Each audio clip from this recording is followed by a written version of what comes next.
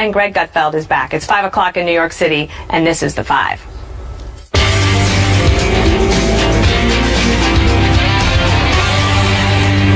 Hillary Clinton took heat for calling Trump supporters deplorable, and now Bill Clinton is probably not helping things by saying this. The other guy's base is what I grew up in. You know, I'm basically your standard redneck. The former president also took aim at the Fox News Channel viewers. He recounted a moment during the primary when the Clinton camp knew they couldn't hold West Virginia. I went down to West Virginia to talk about this because she said, there's no way we can carry it now. I said, no way. I said, you know, first of all, they only watch Fox News. Now, I think that he meant that as an insult. It wasn't. But he calls himself a redneck, basically. Yeah, no, it's actually, if you think about it, it's a compliment because he just said all of Trump's supporters are capable of becoming a two-term president because he grew up with them. So that, I don't think he meant it as a compliment, but it actually could be looked that way. Look, Bill Clinton is lucky. He has what's called the PPP, which is called the progressive pig pass. As long as you are a progressive leftist, nice recovery, you can get away with it. You can get away with anything. That's why you remember that the staunchest defenders of Bill Clinton during the sex scandals were feminists who targeted the accusers like his wife had done and implied that everything was consensual. It's because as long as you are progressive and you are on the political side of a feminist, you can get away with anything. And that means denigrating entire groups of people, targeting women because, you know, they had sex with your husband. As long as you're for feminism and for empowerment, you can do whatever you want, as he has proved. It is kind of irresistible for a lot of people on the left, Eric, for them to denigrate Fox News viewers or Fox News hosts and things, even though they would like to come on the show sometimes, especially when they write books. Very nice. So I also think it was a compliment. I don't think he meant it as a compliment, but I'd certainly rather be a redneck than a limousine liberal, or redneck than a intolerant liberal or a left-wing nut. That said, that's just me. But he's getting pushback because he's lumping all the group as a certain type. He's typecasting the whole group. And as you know, when you do that, you can be considered racist, sexist, Islamophobic, or whatever. Moving on. Months ago, I said they should pull Bill Clinton off the campaign trail, and they should. He fought with the Marine. That was bad for her. Oh, I forgot about that. He called Obamacare this crazy system. That was bad for her. And now this is going to be termed bad for her. It's time to pull him back. Or if you're a GOP Republican, keep him just what he's doing. Right, and he is very popular, Kimberly, like amongst Democrats, and actually I think he's kind of one of those characters that because he has that charisma, you are drawn to watch him and listen to what he says. I don't necessarily think he's a huge drawback for Hillary Clinton, but I'm sure that her campaign, every time he goes out, they might just hold their breath to see what the tapes are going to send back. Yeah, it's like the gasp. They're like, okay, what's going to happen next? But he is popular. I mean, he really is. There's people, Republicans, that like him too, in certain circles. But when he goes into a crowd, whether it's a small room or a big room, he knows how to work it. He's always been a very good politician and knows how to get it done. He's more popular than she is. That's the thing. So, obviously they're going to try to use him because they're down to Al Gore, Climate Gore. They've got a few people. They've got Tim Kaine. I don't know how much good he's even really done her, to be quite honest. He didn't do a good performance during the debate. But so you see with something like this, like they're going to put him out there. He is a former president, so he's still a resource. But all of this information that's coming out is just, there's such a huge stack. You're like, whoa. It's like cramming the night before the exam. There's so much. You're like, where do you even get started going through the list and the litany? And as for rednecks, look, I like guns, I like religion, I like my beer, but with a lime. So, and I like men who work with their hands band players, guitar players. Yep, we do. We like them. We do. Juan, is it hard for Bill Clinton to be both a former president and a statesman and a partisan trying to help his wife get elected to the presidency? No, I think he's a big fan of his wife. I think he No, I know. But I mean, like, in terms of, he has, as a former president, that comes with some responsibility, or I would say some ability to sort of be up above partisan politics, but when he goes out on the campaign trail, he ends up making a statement like this that would seem... Well, by the way, I think this statement is totally being misinterpreted by all of you. About Fox News viewers? No. What he said was, he's saying to his audience, I mean, you can read the transcript. He says, tell them I want them to be a part of America, to feel included, to not feel isolated I agree with or that, pushed right. to the side. That's what Bill Clinton was saying. And then he comes back and says quite explicitly, we need people. We want them to feel that they're part of America and that they're not being somehow, shunned or demeaned by the conversation that's going on in the Democratic Party. That's what he was saying. Like basket of deplorables? Basket of deplorables, by the way, she was right. But I'm just going to say, I just think on this very one, nice. Right about what? she's right that some people who have very harsh attitudes about blacks, about gays, they have deplorable attitudes, okay? She said half of Trump supporters are a basket. She apologized for saying half. She did not apologize for saying deplorables, because I think there are some people who have deplorable attitudes on the far right. Deplorables in every organization. Well, fine, then you agree. Every Fine. part. But I'm just Every saying, in part. terms of what Bill Clinton said that I would Dana's say that talking half about. of the people that voted for Trump, there was somewhere, what do you I would 20 never million say votes? that she was right and that 13? people are deplorable There and are some also deplorable people in this irredeemable. world. That's not But I'm very just saying, in Christian, terms is it? of this segment, what we're talking about with Bill Clinton, what Bill Clinton said was very clearly, tell people who are, as he said, grew up with him in rural Arkansas or wherever, Yeah. tell them they're part of America. We need them. We want them to progress. And when he was talking about West Virginia, he pointed out he won West Virginia twice. Right. And then he said, that's why I don't believe that we can't, Hillary Clinton, No, and go that's back true. and I win. mean, there's a reason why George W. Bush in his election effort and the re-election in 2004 went back to West Virginia Yes. over and over again because it was on the cusp. Correct. I think now it's reliably a red state for now, but it could change. The unspeakable truth here is that Bill Clinton would be a Fox News viewer if he wasn't married to Hillary. He might be a If Fox you remember, News If you viewer. remember the mid-'90s, I mean, when you think about how the Are you country has stating that for shifted. obvious reasons? What? I didn't hear you. Why Bill Clinton would be a Fox viewer? Because he was reliably center-right in the 90s, and I think that he has more in common with Fox News than probably CNN or MSNBC. But if I were Hillary, I would send him to Club Med for the rest of the month in a small country, make it clothing optional to save him the time of packing. Well, that would be, that's a good way to take carry-on luggage. Yes. And not have to pack a bag. There's another controversy that's swirling today. I'm going to try to set this up and then we're going to talk about it. It's regarding some WikiLeaks emails that were released, and in particular, this conversation between two Hillary Clinton staffers about Catholics.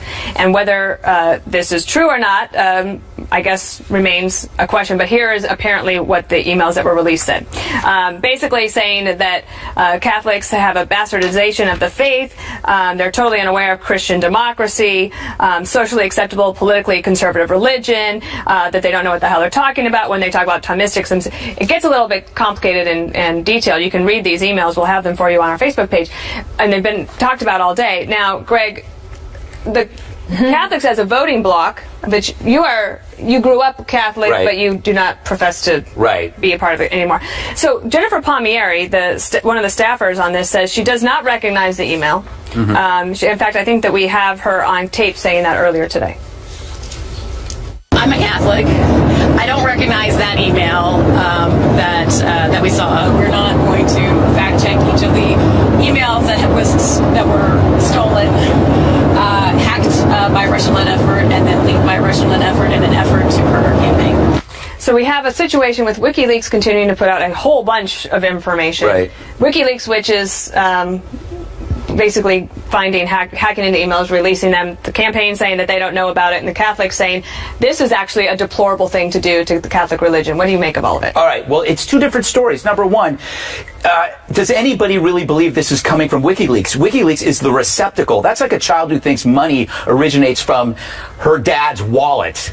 It doesn't. It is being sent to WikiLeaks, and then WikiLeaks releases it. If it's Russia, it's something that we as a country should be concerned about. And just because it happens to target a candidate you don't like isn't enough for me, because when they're done with her, they're going to come after everybody else. And if you work in industries, let's say, that are affected, that the left believes affects the climate, if you work in the oil industry or automotive industry, you could be targeted for this. That's the first part of the story. The second part is, in general, religious people are seen as freaks by the media because the media is so detached from them. I've been on both sides. I've been, Catholic for 12 years and so on. But I can tell that they see, in the media, generally they see people who are religious as Martians. They don't understand it.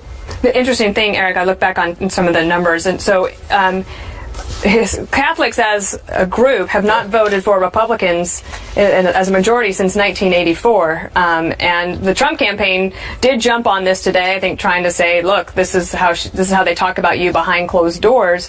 Do you think that you can turn that around with the Catholics? First of all, I'm going to say I'm a Christian, I'm a Catholic, and I'm highly offended by the comments. Highly offended by it. Practicing every day. I think what the theory was, and I think what they were going for was to divide and conquer. Let's divide Catholics from evangelicals, or divide Catholics as a subset of Christians who are bastardizing Christianity. That's highly offensive, and I think this is going to blow up in their face. I think if you're on the fence, if you're undecided, and you're Catholic, even if you're Christian and not Catholic, you have to take offense to this. Here's why. If President Clinton, Hillary Clinton, is going to stack the Supreme Court and the federal judicial system, will your religious freedoms come under attack? A lot of Catholics and a lot of Christians believe that under Clinton, that may become an issue at the Supreme Court level. I would say this is a net negative for Hillary Clinton, big time. I saw Father Jonathan Morris speak twice on Fox about this, and he was very passionate and eloquent, talking about the importance of freedom of religion and what we see happening throughout the world. And you see genocide against Christians, and this is a time that the United States should be leading and protecting faith and religious freedoms with everything that we have in our Constitution. So these emails, I think, are very damaging. I do not believe her when she says she did not send them. I think it's convenient for them to say and blame it on the Russians, because that ties Trump into Putin. It's clever, but I don't believe it. When I hear her say it and I saw her saying it, I don't know. It just seems very convenient. So WikiLeaks went through and edited how many 20,000 something plus emails, maybe even more. It's a bit much to swallow. So I just, and as a Catholic too, I mean, but this is not really a surprise to me. You don't think the Russians are involved? Well, I don't know if it's Russians or the Chinese or doesn't that bother you? The North Koreans. Of course it does. Medvedev said it's of course it bothers me that anyone thinks let's get one. It bothers me if it's somebody here doing it.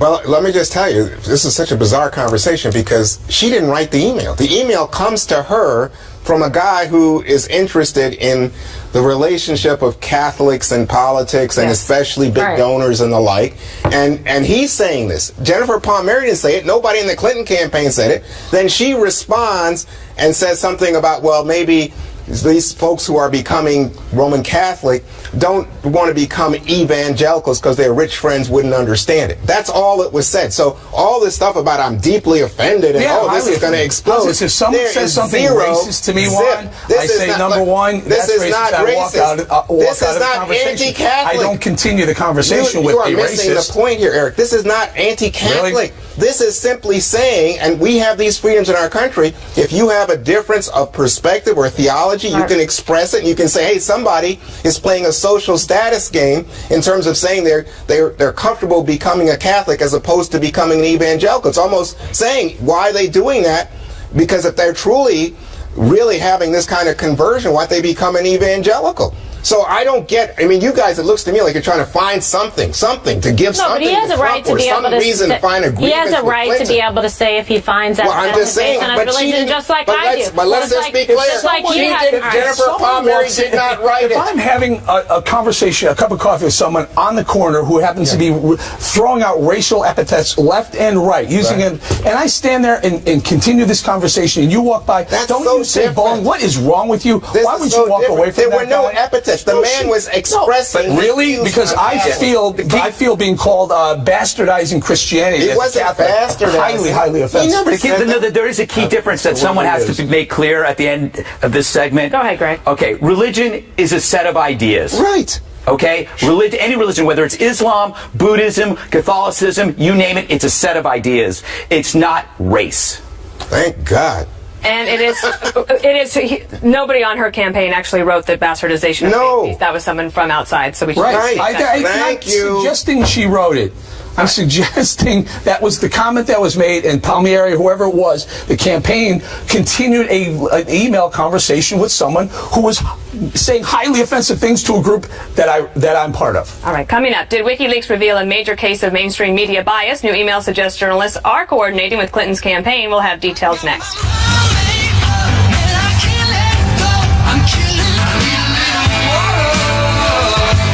New allegations of mainstream media corruption and collusion after thousands of emails are leaked from WikiLeaks about Hillary. First, Bill O'Reilly exposes the media is in the tank for Clinton. Watch. I think everyone can agree, except for the media organizations that now have ordered their employees to destroy Trump. There's at least 3 of them. And I can't say who they are right now because I don't have it nailed down, but I am 100% convinced. And these media organizations have actually put out, if you support Trump, your career is done here. All right. And that's how intense it is. News organizations have sent, not officially, but through the, corporate grapevine, that we don't want anybody supporting Trump. And if you study it, you can see which ones they are. Well, if there's any question about media bias towards Hillary, we have a few examples from WikiLeaks. Former CNN employee, now interim DNC head Donna Brazile, sent an email to Clinton's communications director, Jennifer Palmieri, raising concerns about a question slated for CNN's town hall the following day. It says, quote, "From time to time, I get the questions in advance. Here's one that worries me about HRC." Now, Brazile denies that allegation. In another email to Podesta, debate moderator John Harwood of CNBC wrote, quote, "I imagine that Obama feels some sad vindication at this demonstration of his years-long point about the opposition party veering off the rails. I certainly am feeling that way with respect to how I questioned Trump at our debate." KG, I want to start with the Donna Brazile. From time to time, you get some information. News organization says, hey, we have this information, but it's embargoed until 6 o'clock. It's embargoed till 8 o'clock. It's embargoed till this event happens. And as a personality, as a journalist, opinion maker, we hold the information. It's on us to do it. I have a real problem with Donna Brazile sending the question that ended up being asked by moderator Roland Martin the very next day at the town hall, almost word for word. She sent it along to the Clinton campaign. Yes, well, that is the allegation. Donna Brazile has, to be fair, has released a statement saying that she, in fact, did not do that, would not do that. I mean, I know her a little bit. Dana knows her better. But obviously, any suggestion like this, whether it's Donna Brazile or someone else, trying to help or give a leg up to a campaign by feeding information would be inappropriate, would not be the right thing to do, ethically speaking, as a journalist. So it's one of the things that's flagged in some of this, whether you see it's collusion between DOJ or between other media personalities or entities, that sort of basically feeds into the Trump narrative of what he's been trying to say about the crooked media, the mainstream media, that is 3 against 1. We saw that kind of in the debate. Dana Hadaskold at Politico writes up this exact story, talking about, and she shows the 2 emails, one from Roland Martin and the one from that Donna Brazile forwarded to the Clinton campaign, and they are word for word with the same capitalization, almost the same punctuation. So I don't know and what happened here specifically. I've not spoken to Donna, but she and I are very good friends. I would add this. So Donna Brazile, it's not unknown to people that she before she took over as the chairman, she was both the vice chairman of the DNC, while at the same time a CNN contributor, while at the same time a Georgetown professor, while at the same time a public speaker, and she also has her own company. Many hats. She has a lot of different hats that she wears. Okay, it's not like she was running the 4 p.m. newscast at CNN. CNN is very comfortable having specific spokespeople for particular candidates on their network talking specifically about those campaigns, and I am sure, because we've seen it on CNN before with these particular people, they talk directly to the campaign, especially Donald Trump. We see that with Corey Lewandowski, and I don't know if that means that anybody actually gives Corey Lewandowski information to give to Trump. I actually kind of don't care, but I do think that we hold political journalists and opinion makers to a different standard than journalists. I think we do that here. We do that at newspapers all across America. That happens. So I agree this does not look good. I don't know in the big scheme of things if we should be that shocked, because if these 2 things are going to be combined and that's going to be allowed, you could expect this could probably happen. It's one of the reasons I don't do any Republican events. I still have a problem with it. I still have a problem with almost the exact wording being forwarded to the Clinton campaign in a day prior before the town hall. Am I wrong? I actually think Donna Brazile should step down as the DNC chair. Why? I think it's completely unethical. When you're told to embargo stuff, you embargo it, or Well, first stuff of all, like she this said happens. she didn't do it. Well, But we can see that scope no, I piece. read it. I mean, I it's read very it. extensive. But what I'm saying is, she said she didn't do it. But the key here is, I think, what Dana said, which is CNN hires Corey Lewandowski from the Trump campaign. They're paying him while the Trump campaign is still paying him. And you see that Donna is known. It's not as if Donna, unlike Lewandowski, doesn't say, "Oh, I'm not vice chair of the DNC." She was very clear who she was and what she was doing.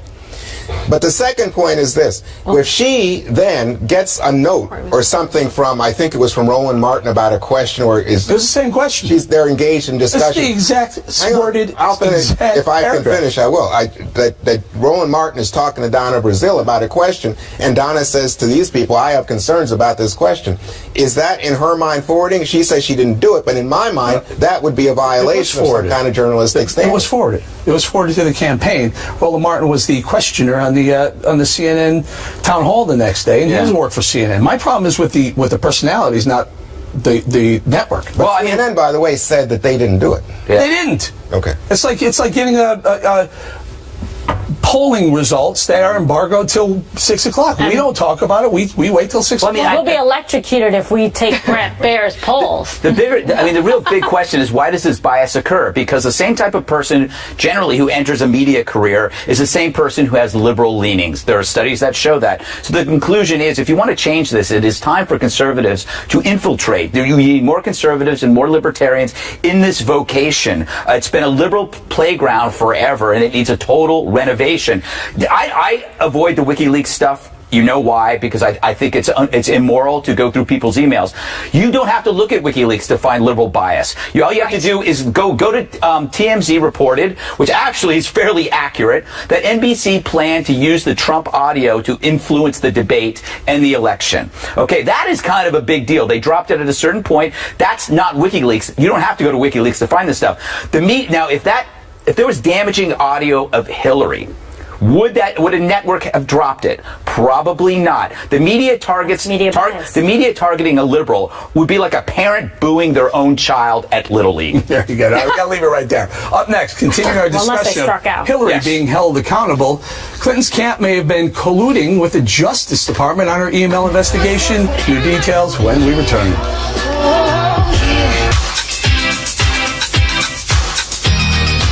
Stunning developments in the Hillary Clinton email investigation. Newly released documents from WikiLeaks show a Clinton campaign insider appeared to have discussions with sources inside the Justice Department about ongoing open records lawsuits regarding Hillary's emails.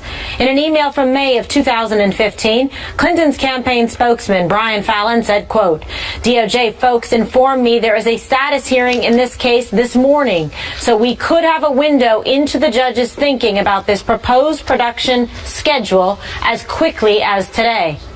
Trump hammered Hillary about the scandal on the trail this afternoon. Listen. Department of Justice fed information, think of this, to the Clinton campaign about the email investigation so that the campaign could be prepared to cover up her crimes. This corruption and collusion is just one more reason why I will ask my Attorney General to appoint a special prosecutor. We have to investigate the investigation. Okay, so Dana, is this something that works and resonates based on the information we're getting? Well, for his crowd, for Donald Trump's rallies, they will love it. They'll eat it up. I have to say, though, having worked in a situation where you have investigations of public officials and you're dealing with the Justice Department, that I don't know who Brian Fallon spoke to, but DOJ folks, one of the things that we had to do with the U.S. Attorney scandal, for example, which was really a baloney scandal. I wish I was press secretary again. I could go back and do that one over. There was a designated person, a lawyer, who was designated for both parties to talk to, which acted as the sort of the neutral party. That to me makes total sense and is proper and is fine. The thing that is funny to me about this is that one of the emails says that her communications team, and maybe not just communications, believed that the email story that had just broken would be over in a weekend. they thought it was going to be no big deal, and it has actually been the biggest deal of the campaign. Even Bernie Sanders couldn't stop it from being a big deal. No, for sure, and it mattered to his supporters, and we still see in the polling that when you would ask people and the exit polling during the primaries, it did matter. The emails definitely resonated with people, so which gave rise to the whole Crooked Hillary Clinton type of moniker. All right, Bowling, so what do you make of this? It's collusion. Yeah, I don't know. I mean, I don't know enough about it. I honestly can't. I'm trying to figure out what actually is the accusation. I do think that staying on the emails is important, and I think the FBI made a mistake in suggesting they were done with the case. I would like to see them continue to investigate, because I think as you keep pulling at the string on the sweater, eventually it unravels, and I think there's more there. Again, there's a reason 33,000 emails were bleach-bitted to oblivion. They can never be brought back again. There's a reason, because they wanted to make sure those were never seen. Now, there's enough stuff in it. We realize somewhere in between what they got rid of, stuff that's innocuous, and some of the stuff that we're talking about now that they didn't get rid of, they couldn't get rid of, and we still find highly concerning. That means the stuff that they got rid of had to be even more concerning, because there's a lot of stuff that's inane that they left in. So whatever these 33,000 is, I mean, we're speculating on it, but you're about to 27 days you're elected president. Do you want someone that would go to that extent to hide some of the information? There's got to be, despite a subpoena in place. Fire. Yeah, despite a subpoena in place. That's problematic. All right, Greg, so how do you see this? Do you think this is something that works? Well, again, I'm going to go back to what I always say. I don't like commenting on purloined emails, because it's going to happen to Fox News as well. Just get used to it. This will happen. Julian Assange has no partisan love for us. So it's not like, once he's done doing this, he'll do something else. Having said that, you can talk about the email situation without WikiLeaks, because the fact is, it's the same argument that we've always had, is that you can't trust someone with national security when you can't even trust them with classified information on their email. The difference here, though, Greg, is those emails are supposed to be held in case they were ever subpoenaed. That's the difference between WikiLeaks breaking into the State Department server or emails and a private person's emails. And we're not talking about her, hey, what are you doing this weekend? We're talking about what did she do as official business. Yeah. Well, and again, WikiLeaks didn't break in. The idea that I don't know. I just find it interesting that if it were another team sport, if it was a politician that we liked, we would be screaming outrage. Okay. All right, Juan, so do you think this is something that her campaign should be worried about? Because obviously Trump is making hay out of it on the campaign trail. He makes hay with his folks who are looking for any reason to demonize Hillary Clinton. How about this? But the fact is that this was Brian Fallon, by the way, who used to be the spokesman at Justice. So he's communicating with people he knows about what is going to be a public hearing. Right. And it was public knowledge of a public hearing. So it's not exactly any secret, but Trump and anybody else that's trying to drum up some drama can do it. But this is really thin gruel for a candidate that, it seems to me, has bigger problems with his own party. Me instead, I prefer Irish oatmeal. Delicious. All right, when we return, the gloves are coming off with only 1 week to go before the final presidential debate. Trump and Clinton are slamming each other harder than ever. The latest battle from the trail next.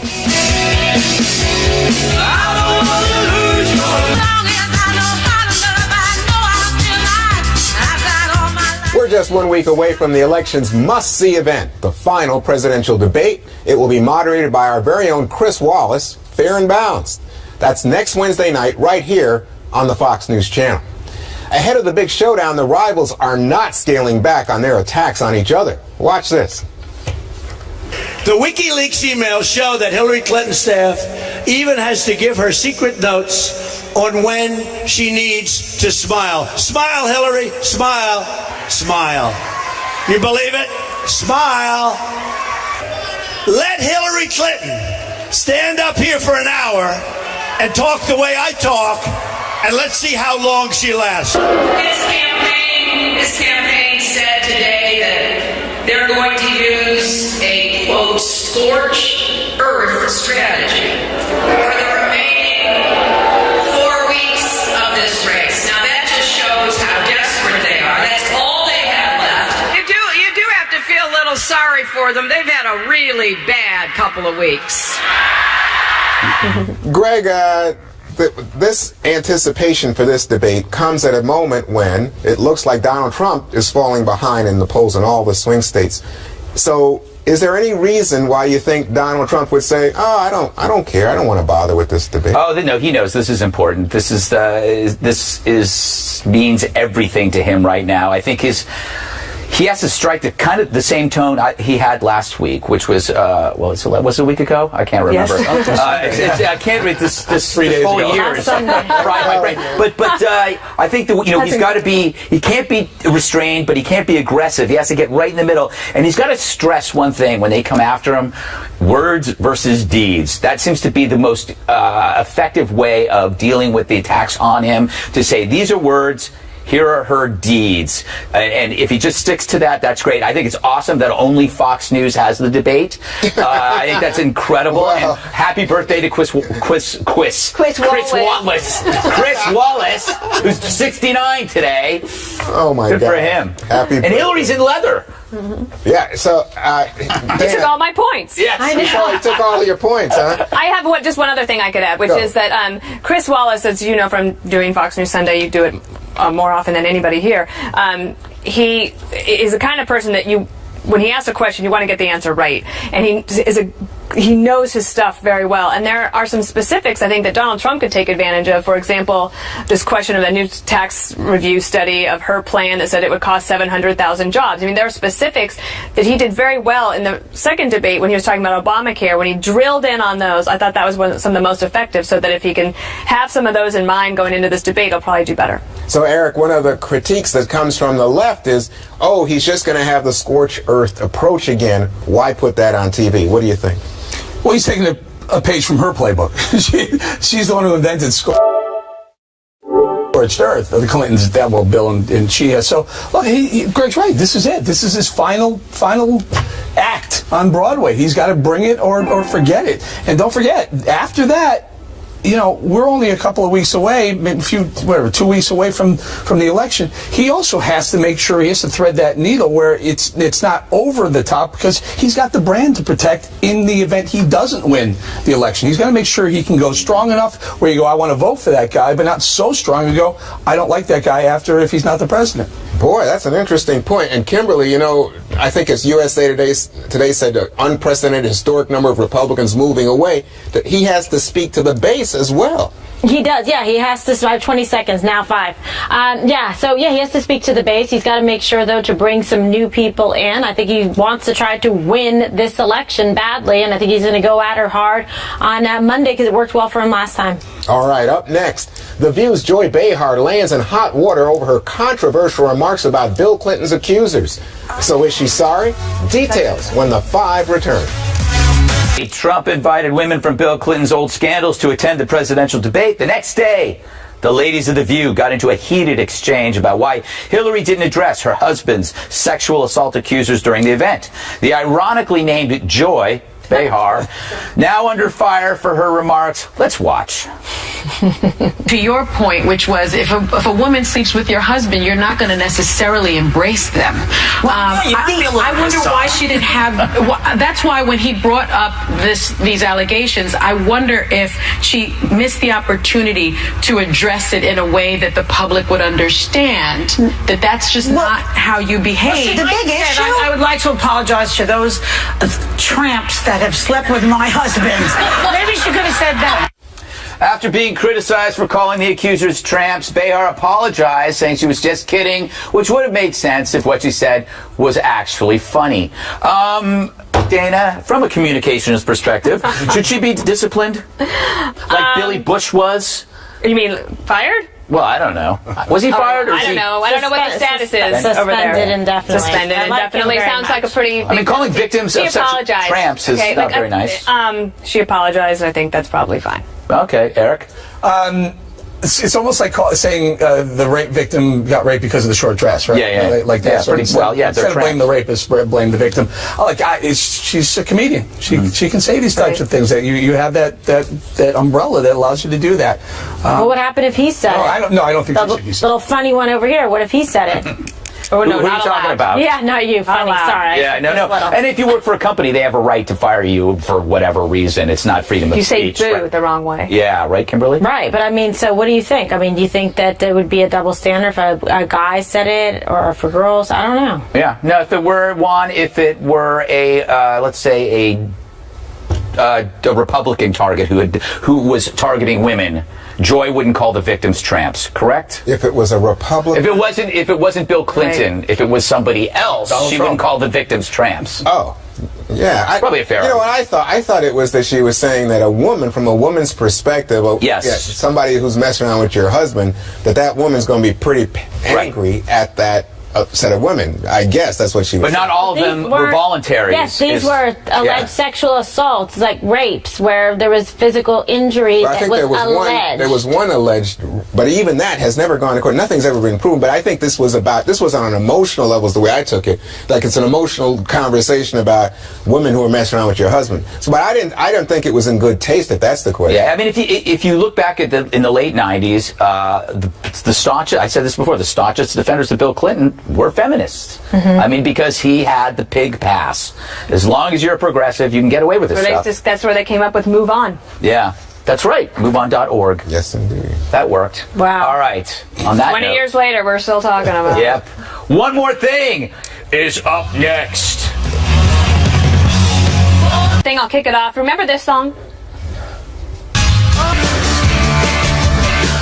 Way to hit it. That reminds me, we're going to Vegas for the debate, so check us out, too. And yes, happy birthday, Chris Wallace. If you were here, I'd give you a taco. All right, so Yum Brands, how appropriate the name. CEO Greg Creed, also a cool name, who ran Taco Bell for 8 years, was interviewed this morning. He dropped an amazing stat that we all are very interested in. Dana fed this to me. Do you like that? Pun intended. He claimed about half of the U.S. population eats Taco Bell every month. That's amazing. I think it's fantastic. And that the average person goes there every 11 days. Well, it's also very affordable, and they've been working on very healthy ingredients. So I have some here to celebrate.